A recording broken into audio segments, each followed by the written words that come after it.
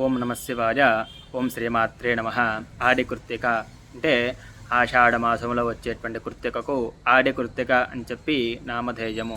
ఈ ఆడి కృత్తిక విశేషము ఏమిటి అంటే, పూర్వం ఒకప్పుడు మనం పురాణాల్లోకి వెళ్తే తారకాసుని సంహారం కొరకు షణ్ముఖుడు జన్మించడం జరిగింది.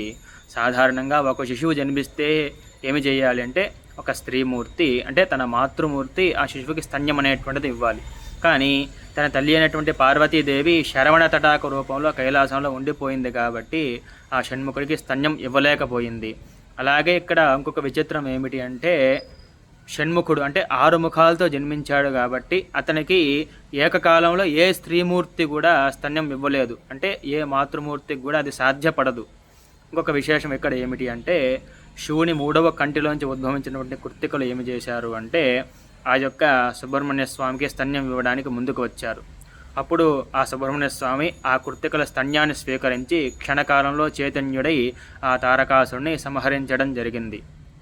కాబట్టి ఈ రోజున ఆ కృత్తికలు సుబ్రహ్మణ్య స్వామికి స్తన్యం ఇచ్చారు కాబట్టి వారికి కృతజ్ఞతగా దేవతలందరూ కూడా ఒక వరాన్ని అయితే ఇవ్వడం జరిగింది. ఏమిటి అంటే, ప్రతి నెలలో వచ్చేటువంటి కృత్తికా నక్షత్రం రోజున మిమ్మల్ని స్మరించుకొని మీ యొక్క వృత్తాంతాన్ని చెప్పుకొని సుబ్రహ్మణ్య ఆరాధన అందరూ కూడా చేస్తారు.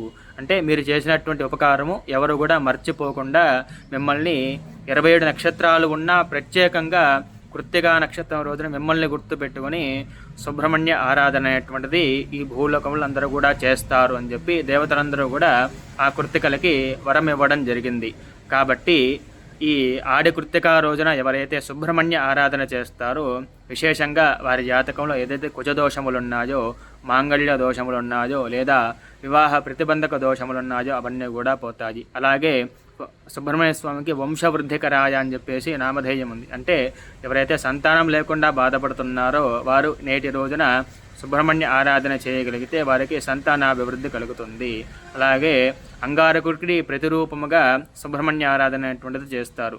కాబట్టి ఈ రుణ బాధలు ఎవరికైతే ఉన్నాయో వారందరూ కూడా సుబ్రహ్మణ్య ఆరాధన చేయడం వలన వారికి రుణ బాధలు తొలగి మంచి సిరి సంపదలు పొందుతారని చెప్పేసి మన శాస్త్రం. కాబట్టి ఈ యొక్క అవకాశాన్ని అందరూ కూడా సద్వినియోగం చేసుకొని సుబ్రహ్మణ్య ఆరాధన చేస్తారు అని చెప్పి భావిస్తున్నాను. ఓం నమ శివాయ. ఓం శ్రీమాత్రే నమః.